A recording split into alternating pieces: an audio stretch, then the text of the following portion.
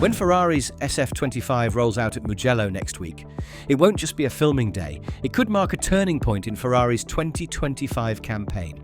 For months, the SF-25 has teased potential, but left fans and engineers alike frustrated, its performance window constrained by a fundamental flaw in its rear suspension geometry. The revised rear suspension, scheduled for testing on July the 16th and 17th, represents more than just a hardware upgrade. It's Ferrari's attempt to unlock the elusive balance between ride height, floor performance and tyre management that has held them back all season. Every bump, every curb strike, every millimetre of plank wear has been scrutinised in Maranello, and this longer-rated suspension aims to give both Lewis Hamilton and Charles Leclerc a stable platform to extract the car's true pace consistently, something they've lacked from race to race. But why Mugello? The decision isn't trivial. Mugello offers Ferrari the perfect proving ground, sweeping high-speed corners, a variety of corner radii, and camber profiles that stress the suspension under load in ways Fiorano simply cannot replicate. It's a circuit that punishes poor mechanical balance and rewards aerodynamic stability, a track tailor-made to validate not just the hardware itself, but its interaction with Ferrari's complex floor package. With Spa looming just weeks away, a track where high-speed balance is everything, the pressure is on for Ferrari to correlate their wind tunnel numbers with real-world data. The question isn't just whether this new suspension works, it's whether it works in time to save Ferrari's season. At the heart of Ferrari's challenge lies a complex relationship between rear suspension behaviour and floor performance, a relationship that has been at odds on the SF-25 since pre-season testing. Ferrari's engineers identified that under dynamic load, the rear of the car was not maintaining the optimal ride height profile across a range of fuel loads and cornering speeds, compromising floor efficiency and accelerating plank wear. In essence, as the car transitioned through compression zones, it struggled to keep the aerodynamic platform stable, forcing the team to run compromises in setup, elevating the ride height more than ideal, and surrendering crucial downforce. This revised rear suspension, rumoured to feature longer-rated elements and reprofiled kinematics, is designed to offer a more linear response to load variations while improving mechanical compliance over curbs, a key weakness in circuits like Silverstone, where Hamilton and Leclerc found themselves fighting rear instability when straddling apexes at high speed.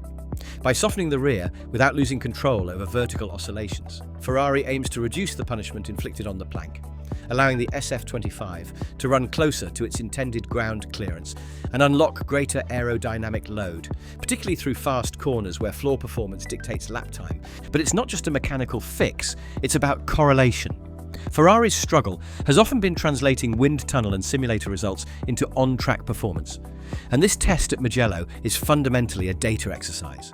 Expect both drivers to run various fuel loads, map suspension travel profiles through every phase of a corner, and stress test the revised components under repeated lap sequences. The team will gather telemetry on load distribution, damper velocities, and heave rates to assess whether their solution works across the full operational envelope, a crucial requirement before it can be deployed in the high-speed cauldron of Spa. For Lewis Hamilton and Charles Leclerc, the Mugello test carries as much psychological weight as it does technical importance. Both drivers are acutely aware that the SF-25, in its current configuration, has been holding them back, not just in raw pace, but in confidence. For Hamilton, this is especially critical. After joining Ferrari with the intent of resurrecting his championship ambitions, he's found himself constrained by a car that forces caution where he would rather attack. Each high-speed sequence has been a negotiation with instability, and while his experience has allowed him to manage it better than most, it's come at the cost of outright aggression, something that erodes trust between driver and machine. Leclerc's frustration has been more visible. At times quicker than Hamilton in qualifying, but unable to maintain that edge in race conditions, his relationship with Ferrari's engineering core has grown tense.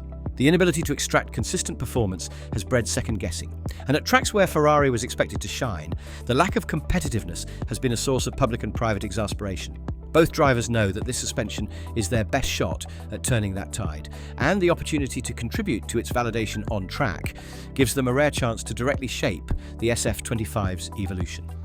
Inside the garage, engineers and mechanics are feeling that same pressure. Correlation issues between simulation tools and real-world data have haunted Ferrari for years, and this test is seen as a litmus test, not just for the suspension itself, but for the entire development process that produced it. Trust between the drivers, engineers, and leadership will be tested as much as the hardware. If feedback from Hamilton and Leclerc converges, if both can feel the improvement, then the team's fractured confidence might finally begin to heal. The stakes for Ferrari couldn't be clearer. With just over half the 2025 season remaining, every point is vital, and the margin for error is razor thin. As it stands, Ferrari trails Red Bull and McLaren in both the constructors' standings and the drivers' title race, with Hamilton and Leclerc locked in an internal battle that threatens to erode team harmony if results continue to stagnate. The revised rear suspension isn't simply about better lap times at Spa, it's about unlocking a performance window that allows Ferrari to consistently fight for podiums across a variety of circuits, closing the delta to Red Bull's relentless efficiency and McLaren's sharp tactical execution. If this suspension allows Hamilton and Leclerc to consistently finish in the top three, Ferrari could claw back critical points in the constructors' standings, potentially overtaking McLaren in the battle for second place before the summer break ends. More significantly, a strong finish at Spa could reignite Hamilton's slim but still viable championship hopes. Currently trailing Verstappen by over 50 points, Hamilton needs a sequence of podiums, and ideally race wins, to close that gap before the flyaway rounds begin. For Leclerc, the equation is similar, but with additional nuance. A return to competitiveness would bolster his confidence heading into Hungary, a circuit where his precision could pay dividends if Ferrari provides him with a car he can trust. In short, this test isn't just a technical exercise, it's a potential pivot point that could recalibrate Ferrari's entire championship strategy heading into the most critical phase of the season. This isn't the first time Ferrari has faced a critical turning point driven by suspension philosophy. Historically, Ferrari's pursuit of mechanical grip and aerodynamic efficiency has often defined its eras of dominance or its struggles. In the early 2000s, it was Rory Byrne's meticulous packaging of suspension elements that allowed Michael Schumacher to exploit the full aerodynamic load of the F2002 and F2004, establishing a level of rear-end confidence that let him attack circuits like Spa and Suzuka with unmatched precision. But since the advent of the ground effect regulations, Ferrari has repeatedly found itself on the back foot when trying to correlate its aerodynamic concepts with mechanical behaviour. The parallels to 2022 and 2023 are striking. Ferrari's cars of that period showed flashes of brilliance, but fell victim to unpredictable handling characteristics, plank wear issues, and floor stall tendencies that compromised consistency. The engineering team has spent 3 seasons chasing a stable aerodynamic platform, only to watch rivals like Red Bull perfect their suspension-floor interaction with ruthless precision. What makes this current effort so pivotal is that it represents a break from Ferrari's recent development patterns, a willingness to fundamentally re-engineer a core mechanical element mid-season, despite the complexity and risk. Moreover, testing at Mugello is a symbolic nod to Ferrari's roots. The Tuscan circuit has long been a proving ground for Ferrari's innovations, from gearbox evolutions to suspension experiments dating back to the Enzo Ferrari era. In choosing Mugello, Ferrari isn't just looking for technical answers, they're invoking a part of their own history where engineering ambition and championship glory were intimately linked. If this suspension update succeeds, it will represent not just a technical breakthrough, but a reclamation of Ferrari's identity as a team that could outthink and out-engineer its way back to the front of the grid. If this rear suspension delivers what Ferrari hopes, the impact will ripple far beyond Spa. Success at Mugello would provide Ferrari with a critical baseline from which to recalibrate their entire setup philosophy, not just for high-speed circuits like Spa and Monza, but for more technical tracks such as Singapore and Suzuka later in the season. A stable rear platform would give their engineers far greater freedom when dialing in aerodynamic balance, ride heights, and tyre management strategies, allowing them to finally exploit the full potential of the SF-25’s floor package. Additionally, this successful test would enable Ferrari to extract more reliable performance from their upcoming upgraded floor due to debut in Hungary. Without a compliant and predictable suspension, the effectiveness of that floor could have been compromised. With a solid mechanical foundation, the 2 upgrades could work synergistically, delivering a genuine step forward in performance. This would allow Ferrari to shift their development focus toward finer details, weight distribution, aerodynamic tweaks, and race-specific optimizations, rather than continuing to firefight fundamental chassis issues. But perhaps most importantly, it would give the team the confidence to attack aggressively during the second half of the season, without needing to hedge their setups around weaknesses. It could free both Hamilton and Leclerc to push harder in qualifying, knowing that rear-end instability would no longer be their primary limitation. In a championship season that still has plenty of twists left to unfold, this suspension could quietly become the key that unlocks Ferrari's long-awaited return to the sharp end of Formula One. The significance of this rear suspension update extends far beyond the 2025 season.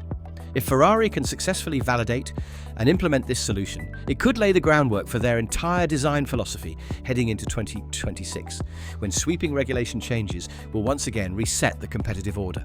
A suspension that offers superior compliance, predictable performance, and better aerodynamic integration would provide Ferrari with a reliable technical blueprint from which to build their next-generation car, informed by hard-earned lessons rather than theoretical models.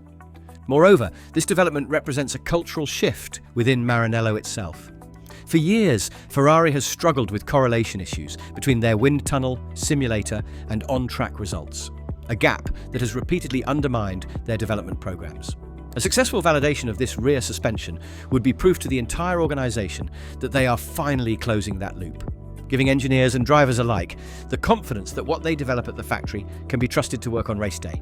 In the broader context of Formula One, this moment could also reshape Ferrari's role as a championship protagonist. No longer simply reacting to Red Bull and McLaren's innovations, Ferrari would demonstrate that they can lead technically, decisively, and under pressure. For Lewis Hamilton, it would offer the chance to compete for an unprecedented 8th title in a car worthy of his skill. For Charles Leclerc, it could be the turning point that finally gives him the tools to deliver on his prodigious talent. For Ferrari, this suspension may well represent more than an upgrade. It could be the beginning of a renaissance,